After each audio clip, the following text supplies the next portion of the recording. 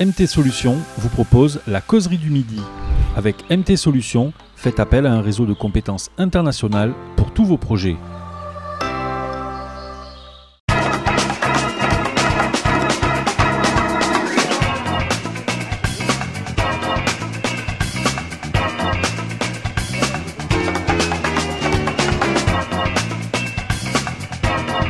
Bonjour chers téléspectateurs de la causerie du midi et bon retour sur le plateau du talk show qui vous ressemble.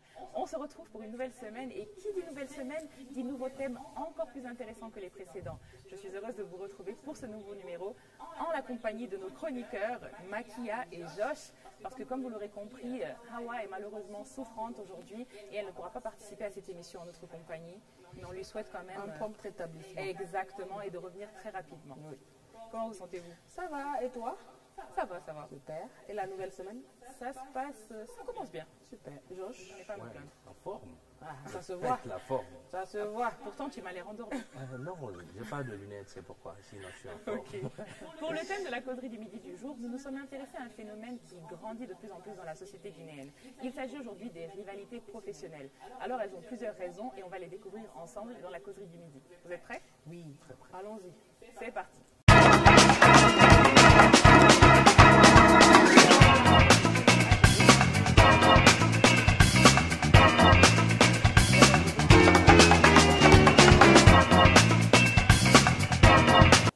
J'ai perdu mon travail à cause d'une rivalité professionnelle. C'est l'introduction du message de notre internaute anonyme qui a bien voulu partager avec nous son expérience, mais qui a préféré quand même garder l'anonymat pour préserver son identité. Et aujourd'hui, on va lire son histoire. Mais avant de commencer, j'aimerais quand même qu'on puisse parler du sujet, la rivalité professionnelle. Vous, quand vous entendez ce mot, ce terme, qu'est-ce que ça vous dit? Qu'est-ce que vous en pensez? Bon, pour moi, déjà, la rivalité professionnelle, ça existe. Hein. C'est dans toutes les entreprises. Et moi, je vois, bon, moi, mon côté, je trouve un peu que c'est plus basé sur le côté professionnalisme. C'est-à-dire, comment je peux bien expliquer ça en français facile? C'est-à-dire le côté dévouement de la personne et tout. Par exemple, toi, Esther, et moi, on travaille ensemble. Tu vois que je suis plus dévouée que toi. Certes, tu es mon supérieur, mais je travaille plus que toi. Et après, j'ai des compliments, je suis remerciée par mon entourage et tout. Et puis toi, ça te frustre.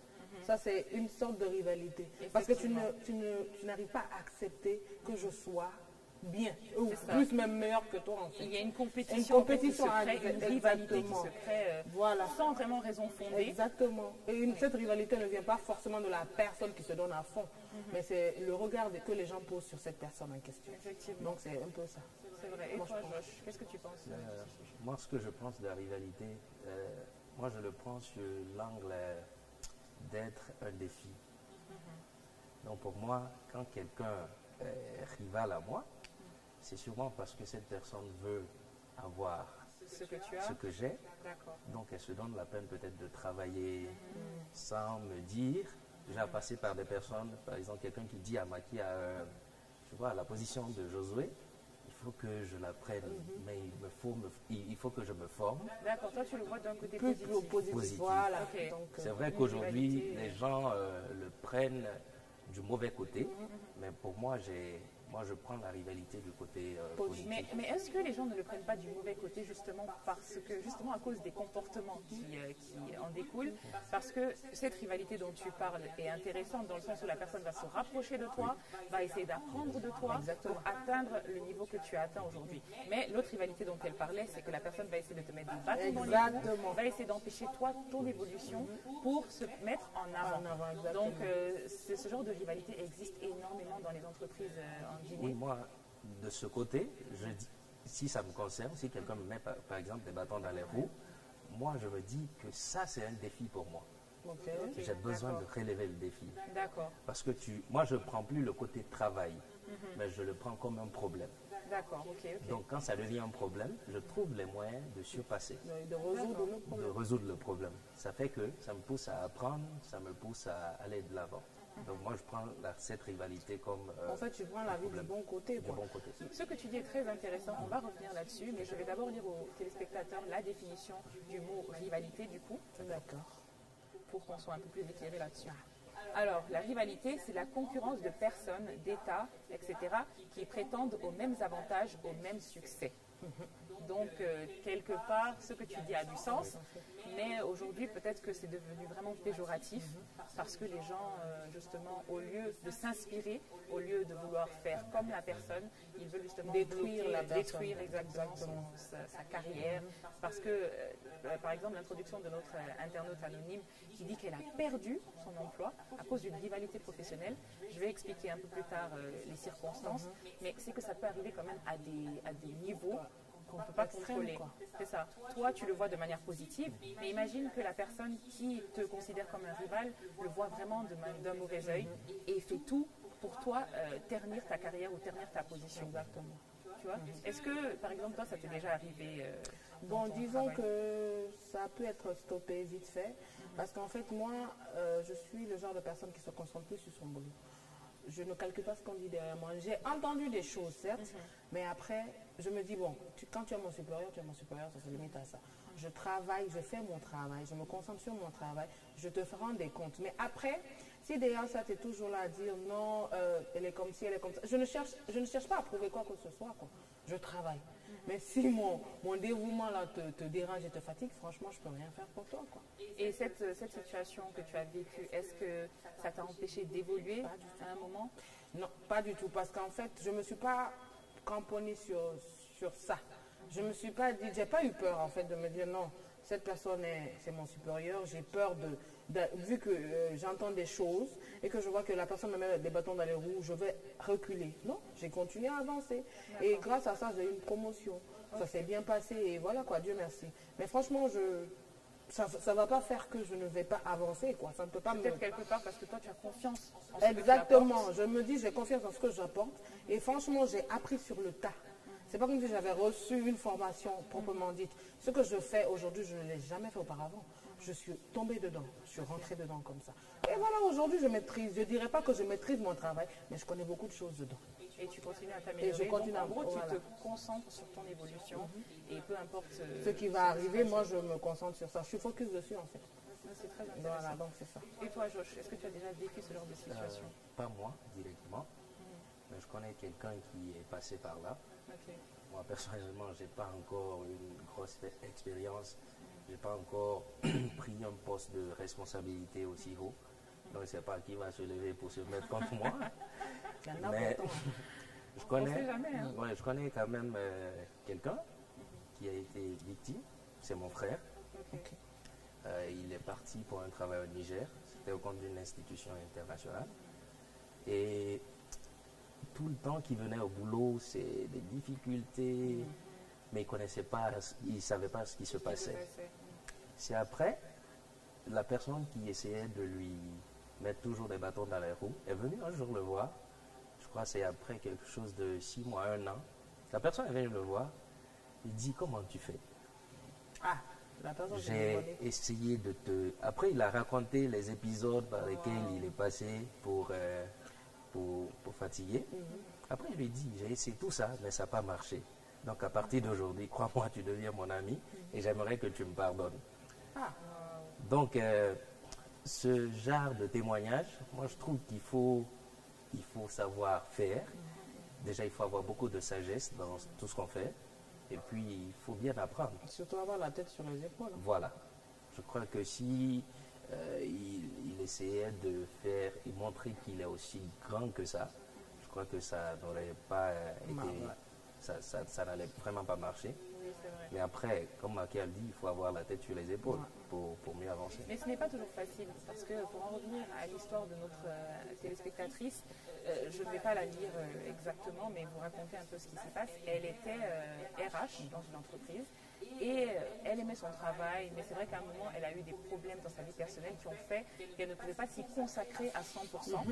Et à côté, il y avait une de ses collègues qu'elle considérait comme une amie, à qui elle se confiait, à qui elle disait des choses qu'elle ne partageait pas forcément avec d'autres collègues. Et cette collègue, elle, ont fait les mêmes études, mais elle travaillait dans 2 départements différents. Donc pour elle, elle n'avait pas à se méfier d'elle, ou elle n'avait pas en tout cas à faire attention. Et c'est petit à petit qu'elle a remarqué que cette collègue changeait avec elle. l'appelait moins, venait moins discuter avec elle dans son bureau. Et à chaque petite absence, celle-là la balançait au patron. Et finalement, elle a eu plusieurs avertissements. Et au final, on lui a demandé de libérer le poste, exactement, on l'a licencié. Et la personne, son ancienne collègue, a pris sa place. Voilà. Donc c'est pour vous dire à quel point ça peut aller loin. Et aujourd'hui, cette dame, elle en est encore meurtrie et elle a du mal à faire confiance à ses nouveaux collègues. Et elle ne veut même plus avoir de poste de responsabilité en fait, parce qu'elle se dit que c'est à cause de son poste qu'on a eu une trahison sur elle. En fait. Voilà, c'est une trahison. Elle a perdu une amie, elle a perdu un travail. Exactement. Et il y a des gens vraiment qui passent leur temps à chercher à, on va dire, déloger des gens de leur poste. Et c'est quand même grave. C'est que c'est un vrai sujet de société. Mais est-ce que vous pensez que ça a un rapport avec la culture? Parce que cet exemple-là, ça s'est passé en Guinée. Est-ce que vous pensez que ça se passe dans d'autres pays ou c'est vraiment très propre à l'Afrique ou à la Guinée? Bon, pour moi, je ne crois pas que ça soit vraiment propre à l'Afrique parce que même dans les pays occidentaux, ça se passe. La rivalité, ça existe partout, en fait. Ça dérange beaucoup. En fait, l'homme est tellement imbu de sa personne que quand il voit quelqu'un qui évolue, qui avance plus que lui, ça lui fait mal, en fait. Moi, je ne crois pas que ça soit seulement propre à l'Afrique. Peut-être les pratiques en Afrique sont encore pires, mais ce qui est sûr, moi, j'en connais beaucoup qui ont vécu ça, oui, à l'étranger et tout, qui ont perdu leur travail parce que, voilà, tu travailles bien, ton ami n'aime pas ton dévouement, il n'aime pas ton courage, ça le fatigue, il veut prendre ta place, et puis voilà. Mais c'est des fois, c'est juste même qu'il ne t'aime pas. Il ne t'aime pas, juste comme ça, tu lui arrives. Des fois, c'est juste physique. Exactement. Et souvent, on tombe sur ces personnes en pensant qu'ils sont les bons amis, on se confie à eux, et après, tu vois, un jour comme ça, paf, on balance tout. Tu vois, parce que des fois tu peux t'absenter, tu ne peux pas directement venir voir ton patron pour dire non, je ne peux pas, tu as des raisons personnelles que tu vas confier à ton ami qui va aller. Donc voilà, c'est ça. Moi, je ne crois pas vraiment que ça soit propre à l'Afrique. Certes, en Afrique, il y a des différentes pratiques qu'on fait pour essayer voilà, exactement. Mais aussi à l'Occident, ça existe. Ça existe. Oui, ça existe partout dans le monde. Après, il y a différentes formes de rivalité.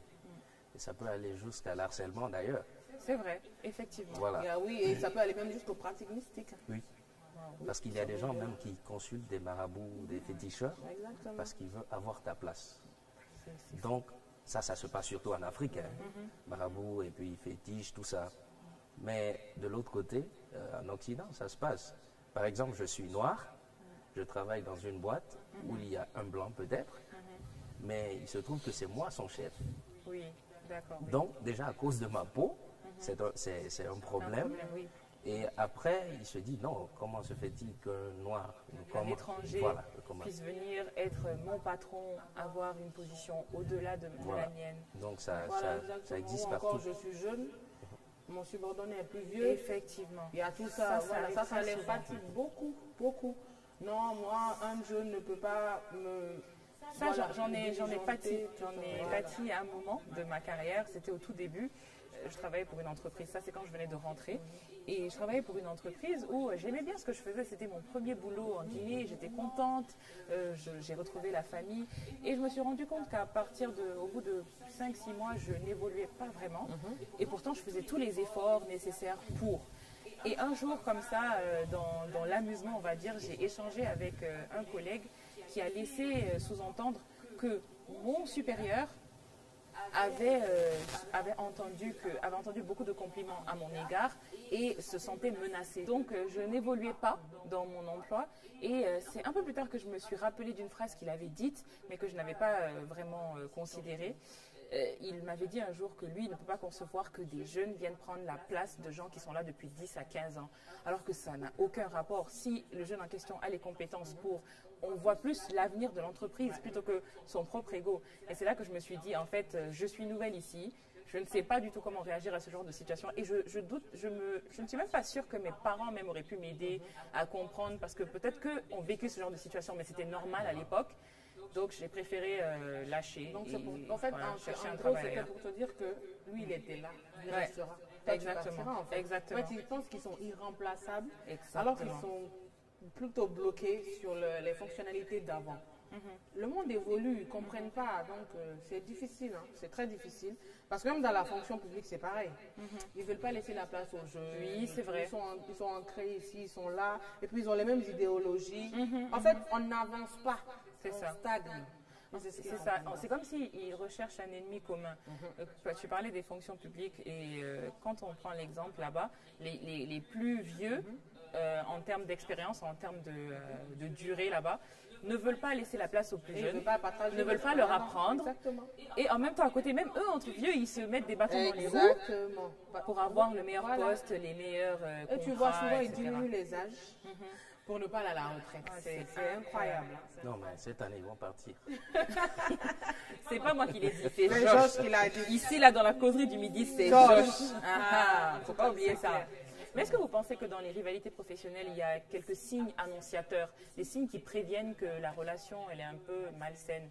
Par exemple, une incompatibilité d'humeur ou deux collègues qui viennent au bureau qui ne se disent pas bonjour ou je sais pas. Moi, je pense qu'il y a quelques signes qui préviennent en tout cas. Oui, en tant que DG, ou directeur général ou directrice générale d'une entreprise, il y a des signes qu'on peut remarquer entre différents employés. Georges, je te Oui, laisse parler oui, d'abord. oui, il y a des signes. Par exemple, quand tu commences un travail, c'est une boîte, tu vas trouver carrément des gens là. Et il y a des têtes au début que tu vas bien aimer. Mais imagine que tu viennes dans un service avant quelqu'un. Et après, c'est cette personne qui a Bien ton supérieur. qui a promotion tout le temps. Mais au début, il se trouve que vous étiez d'accord. Après, ça fait de la jalousie. Ça crée un problème. Ouais.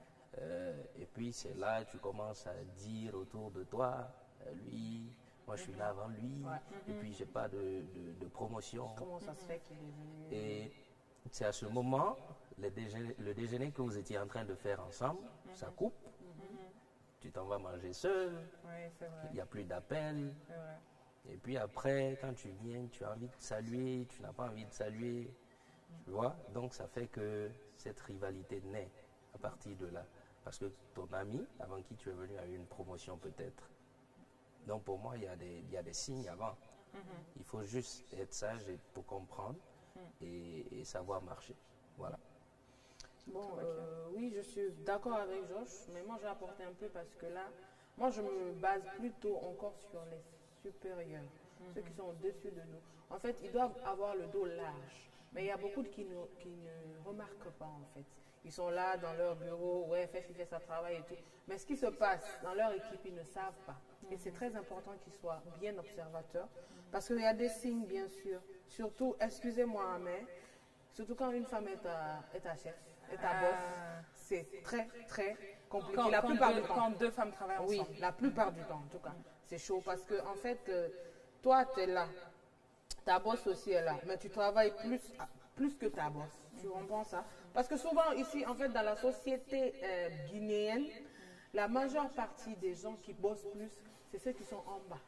Ceux qui sont en haut ne font que donner des ordres. Et souvent, tu vois même que ceux qui sont en haut ne connaissent même pas leur métier, ils ne connaissent pas le travail, ils sont juste là comme ça. Et après, quand ils voient que toi, tu évolues et tout, et tu connais beaucoup de choses, tu reçois des compliments des gens, les gens ne peuvent pas se passer de toi au service, c'est toujours ton bien voir, malgré que tu as un supérieur et tout, ça les frustre. Après, tu vois les matins, quand ils viennent au boulot, toi, tu es tout joyeux, tu ne calcules pas. Tu prends tout le monde au même pied d'égalité, tu viens, tu dis bonjour à tout le monde. Et quand tu viens vers cette personne qui est ton supérieur, tu lui dis bonjour, tu vois une mine renfognée façon, comme si, je ne sais pas, comme si la personne avait mal dormi pour te répondre, mais elle avait mal à la dent même. Et des fois, la personne vient, ne te demande même pas, comment on appelle ça va, ça se passe bien. Parce que moi aujourd'hui, je suis responsable d'un département, d'accord? Et quand moi, je vais au boulot, je souris avec tout le monde. Mais disons que mes agents sont comme mes amis, sont comme mes frères. Donc quand je viens les matins, je demande souvent, vous avez bien dormi, comment ça se passe? Je taquine en fait. Il y a une certaine convivialité. Exactement, mais il y a certains qui ne font pas ça. Et des fois, ils ne vous saluent même pas. Ils passent comme ça. Ou par exemple, quand vous êtes malade et que vous ne venez pas au boulot, certes, vous les envoyez un message pour les avertir, mais après, vous voyez, il n'y a pas de retour. On ne vous demande pas si vous allez mieux. En fait, C'est que ça peut aller loin. Voilà, quoi. ça peut aller loin. On dépasse le cadre professionnel et ça devient du personnel. Exactement. Parce que ça devient une vraie rivalité qui se déteint sur les relations humaines. Exactement. Parce qu'au-delà de toute cette rivalité qu'on peut ressentir envers un collègue, il ne faut pas oublier qu'on est des êtres humains et que c'est important de garder ce côté Et même si, social. voilà, moi je me dis que quand tu quittes chez toi, tu viens au boulot, dis-toi que tu viens dans une seconde famille. Donc tu dois travailler dans l'harmonie, dans la joie, dans l'amour, quoi. Tu partages ça autour de toi, tu vas voir que votre travail sera tellement propre et efficace que, voilà, il n'y aura personne pour dire, ouais, ce chef ou cette chef n'est pas bien. Tu vois, non? Donc moi je pense que vraiment quand tu travailles avec des gens, mets-toi à leur niveau. Mets-toi à leur niveau, ne fais pas du genre comme si tu connaissais tout. Ou bien, ouais, moi je suis chef, je m'en fous. Je donne que des ordres. Non, quand tu es chef, tu bosses. Tu bosses comme tes agents. Tu donnes l'exemple. Tu donnes l'exemple, tu viens à l'heure. Même si tu ne viens pas à l'heure, mais prends souvent souvent les week-ends, tu prends des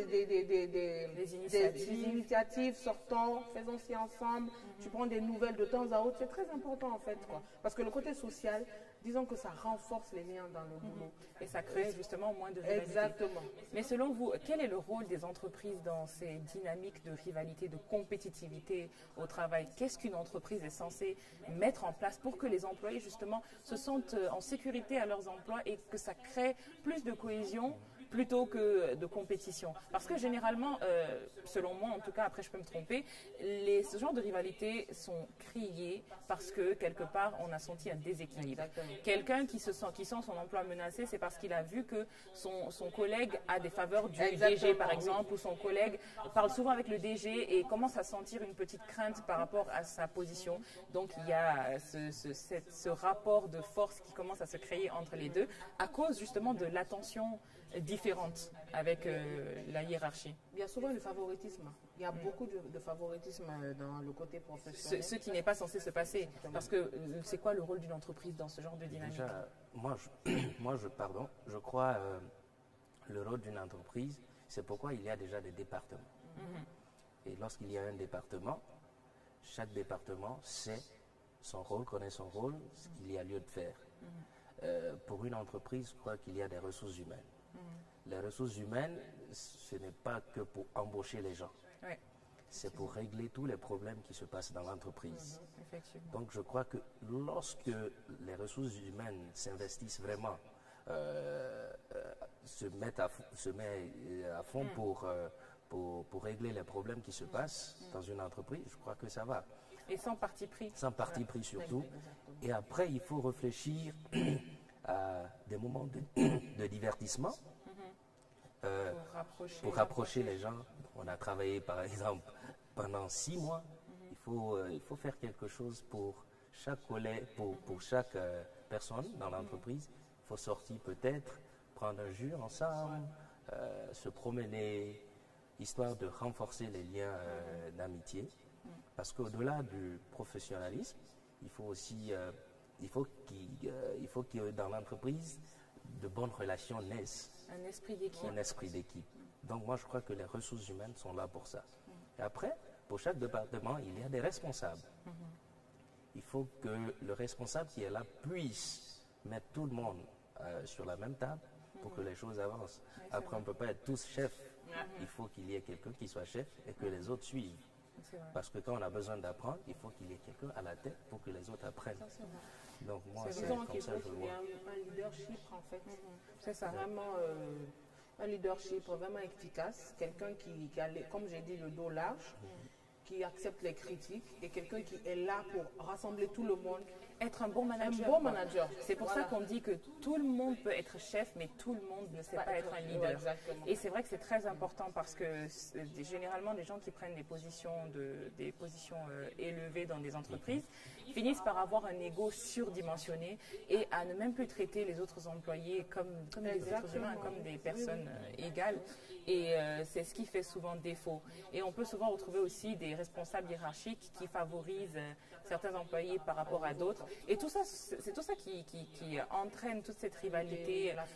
Exactement. Et comme tu le disais, Josh, le département des ressources humaines, c'est un département clé dans toute entreprise parce que c'est ce département qui gère les humeurs, qui gère les susceptibilités et qui doit travailler vraiment avec beaucoup de tact et beaucoup beaucoup d'expérience, moi j'ai envie de dire. On ne doit pas mettre n'importe qui à la tête des ressources humaines.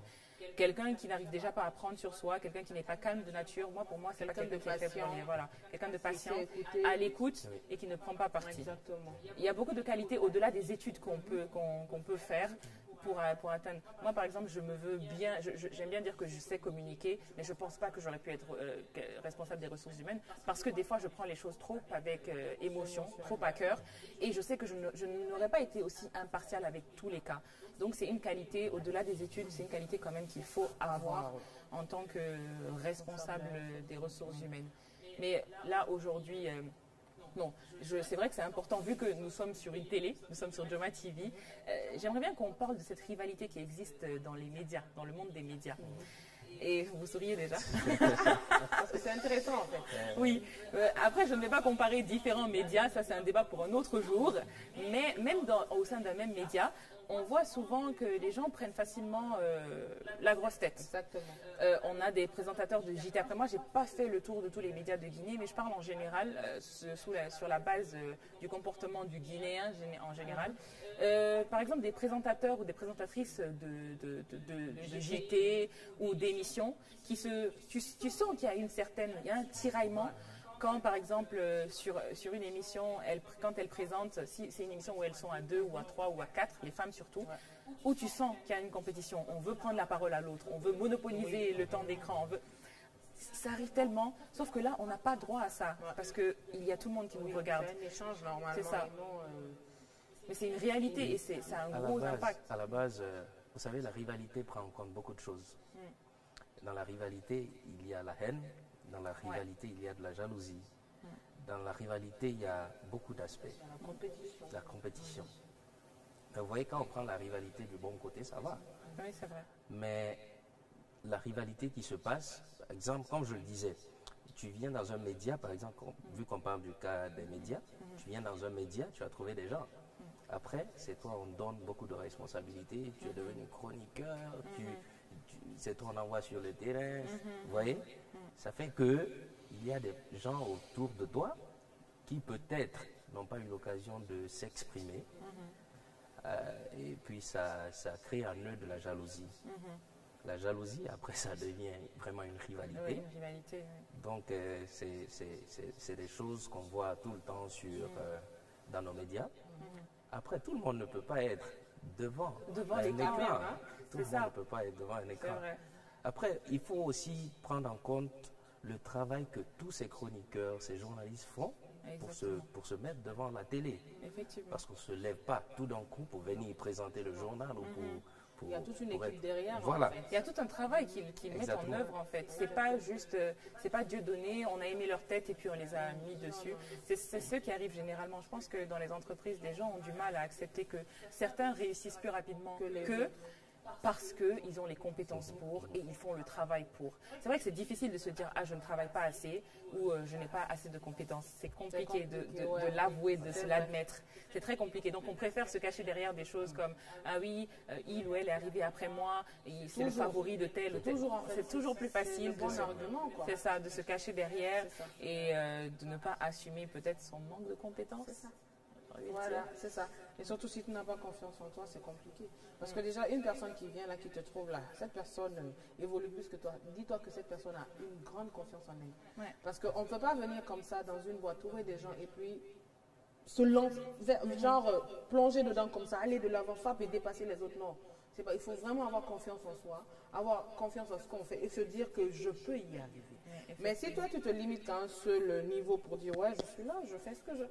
Il y a des gens qui cherchent à tout connaître. Par exemple, moi, je suis très curieuse. Je suis très, très curieuse. Je veux toucher à tout. C'est pour ça qu'aujourd'hui, je suis dans la causerie. Oui, c'est vrai. Sinon, je n'ai jamais fait de télé. D'accord. Je n'ai jamais fait un média non plus. Je ne me suis pas dit non. Je n'ai pas étudié ça, donc j'ai peur.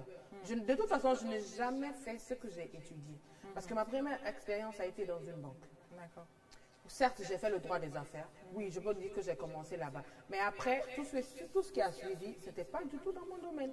Mais il ne faut pas avoir peur de se lancer dans quelque chose. Et ces gens qui évoluent, selon toi, c'est des gens qui n'ont pas peur. Voilà, c'est des gens qui avancent, qui se disent que ouais, je peux le faire. Peu importe ce qui arrive. Même aujourd'hui, par exemple, si je dis ouais, je vais me lever, je vais rentrer dans l'armée. Tu penses que je ne vais pas le faire? Je dis oui, je vais le faire.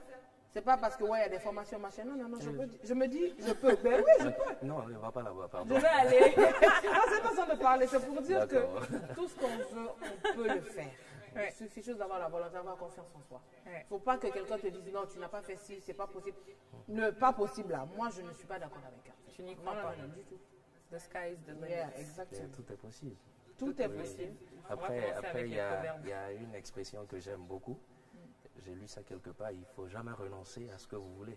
Car une personne avec des grands rêves est bien plus forte que celle qui n'a rien à prouver. Exactement. C'est vrai. Donc, quand tu as de grands rêves, tu veux devenir aujourd'hui président de la République, ben fonce. Tu peux y arriver. C'est vrai. Après, il faut s'approcher des gens qui ont déjà eu Voilà, carrière dans ce domaine. par là, et puis tu apprends. les bons conseillers, tout Ça ça. ne sert à rien d'être contre quelqu'un. Si tu ne connais pas, il faut apprendre. Voilà. Très beau message pour clôturer cette partie de la causerie du midi. Et chers téléspectateurs, comme à notre habitude, nous avons voulu savoir ce que vous pensez du thème du jour. Et c'est pour cette raison que Kekura va nous rejoindre dans quelques instants pour vous présenter la rubrique Spotlight.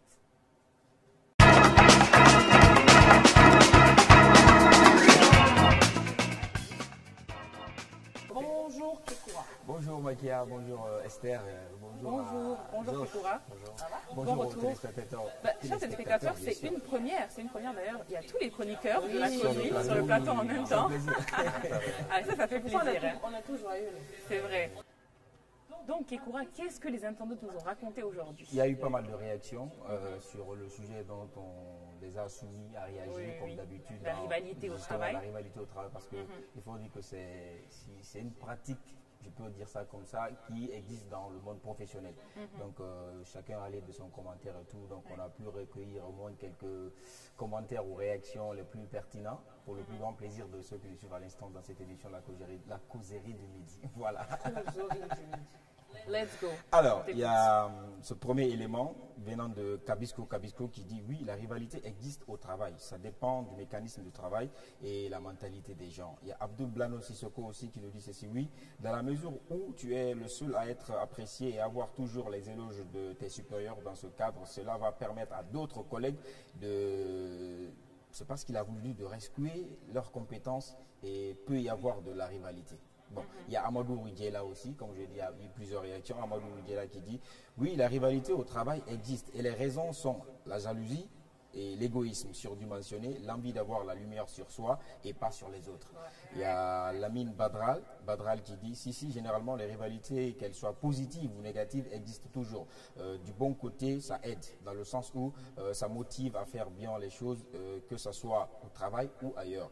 Il continue, il dit la concurrence, moi je la trouve bien et intéressante. Il y a aussi de l'autre côté où ça suscite de l'envie, de l'égoïsme, de la méchanceté, j'en passe, qui est plus courante d'ailleurs dans les différents secteurs. Donc c'est pour paraphraser un peu sa réaction, un peu kilométrique. Il y a beaucoup de témoignages. Beaucoup de témoignages. Il y a Yankee Solanke qui dit la rivalité existe bel et bien au travail dans la mesure où chacun veut se faire voir, se faire plaire. Donc on est directement ou indirectement jaloux de celui qui a le plus de compétences que nous. On est jaloux de celui avec lequel on travaille, dont on est plus âgé. On est jaloux de celui qui fait plus bien le travail que nous. Donc on continue. Il y a eu tellement de réactions. Il y a Aboubakar Fodé Bangoura qui dit la rivalité au travail existe bel et bien, mais ce n'est pas mal si elle est positive ou constructive, c'est-à-dire si chacun des employés ou rivaux se bat pour s'affirmer à travers le savoir-faire. Cela est une rivalité saine qui va dans l'intérêt d'une entreprise. Donc voilà, il y a eu tellement de réactions. Il y a Balater Mara qui dit la rivalité au travail, lui, s'est limité tout court à dire que la rivalité au travail est fréquente. Et il a raison, et c'est sur ce petit commentaire qu'on va continuer le débat. Moi, je pense que les internautes pensent comme nous. Ils ont un peu répété ce qu'on a dit. C'est pour dire que quelque part, ça se passe de la même manière partout. Et sur beaucoup d'angles en fait. Exactement. Les rivalités positives, comme l'a dit Georges. Et la rivalité saine, qui peut être bénéfique parce que dans une entreprise, ça pousse les gens à se dépasser, à s'améliorer. Et du coup, l'entreprise n'en ressort que plus grande encore. Et oui, c'est super intéressant. Dernier mot, Josh. La rivalité, vous savez, même dans le football, avec les équipes, ça existe. Oui, c'est Après vrai, eux, c'est c'est leur monde, c'est du professionnalisme là-bas, donc ça existe. Un coach, par exemple, qui place un joueur et qui dit à l'autre, tu vas attendre la deuxième mi-temps, ça fait problème. Donc partout, ça existe. Ouais, donc moi, je dis récurrent. que du moment où la rivalité reste saine, ça va. Mais quand ça change, il faut que ça cesse. Ouais, il faut que ça Mais moi, cesse. je dirais que trop de concurrence aussi, tu l'as vu un peu du travail. Si on se met tout le temps en dualité, trop de Au lieu de se dualité aussi, concentrer sur son travail. ça risque aussi de tuer un peu la résultat. Sinon, moi, la rivalité, je trouve qu'elle est pas mal parce que ça permet, comme les internautes l'ont dit, ça permet un peu de créer cette motivation. Ça revigore un peu l'esprit de bien faire les choses et tout. Donc, ça permet à l'entreprise vraiment de bien se positionner par rapport à tout. Donc, la rivalité, ça existe partout. Il a parlé du cadre de football, c'est vrai. Même dans une équipe, il y a 11 joueurs. Il y a 22. Sur les 22, il y a 11 qui doivent être sur le terrain. Donc, il faut cette lutte, il faut bien montrer des performances qui attirent le coach pour que tu sois titulaire. Même au sein des médias que vous venez d'évoquer, au sein des médias, il y a des animateurs, il y a la section culturelle, c'est par section. Dans chaque section, il y a des acteurs, il y a des animateurs. Donc, les émissions sont conçues en fonction des animateurs. Donc, Et si en fonction des le forces manager, de chacun, exactement, le manager trouve que toi, tu es mieux que l'autre, là, même si c'est la personne, elle est la première personne à qui on a confié l'émission, et qui trouve que la personne n'est pas à la mesure, vrai. on change. Donc, Et c'est le rôle aussi, du coup, comme on le et disait, ça des crée responsables. derrière C'est ça. peut-être de l'animosité pour ceux qui perçoivent cela mal. Si on Tout te est une retire- question de communication. Exactement. À partir du moment où le responsable explique que ça n'a rien à voir Exactement. avec une préférence, mais que simplement pour le concept de cette émission, tel est meilleur que Ouais, tel, ouais. je pense qu'il n'est pas censé avoir de problème. Voilà, chers téléspectateurs, c'est tout pour la causerie du midi. J'espère que vous avez apprécié de passer ce moment en notre compagnie, en la compagnie de nos 3 chroniqueurs qui se sont retrouvés pour la première fois sur le plateau ensemble. Ça fait plaisir. Vous avez aimé? Ça fait Oui, plaisir. beaucoup. On va se revoir encore pour d'autres épisodes. clair, comme ça. c'est clair. On a aimé. Avec ou sans lunettes cette fois-ci. Bon, ça dépendra. On verra. Ça dépendra Ça du dépend. look. hein. On verra. Chaque jour, elle a un nouveau personnage. Ça dépendra. Ne fais juste pas l'armée, pardon. Voilà. On sait jamais. Ça pourrait lui aller, hein. Ouais. On demande aux internautes, répondez-nous. Est-ce que vous pensez que l'armée pourrait aller Ouais, à avec ça, Maquia? bien. On va lire ça lors du prochain épisode. J'encourage en tout cas tous les internautes et téléspectateurs à nous envoyer des idées de thèmes, parce que qui sait, peut-être qu'ils pourront être les prochains à se retrouver ici sur ce fauteuil et discuter avec nous. En tout cas, c'est très important pour nous parce qu'on veut partager vos expériences, vos histoires. Et moi, j'ai hâte de vous retrouver pour un nouvel épisode de la causerie du midi sur Joma TV. À très bientôt. Au revoir.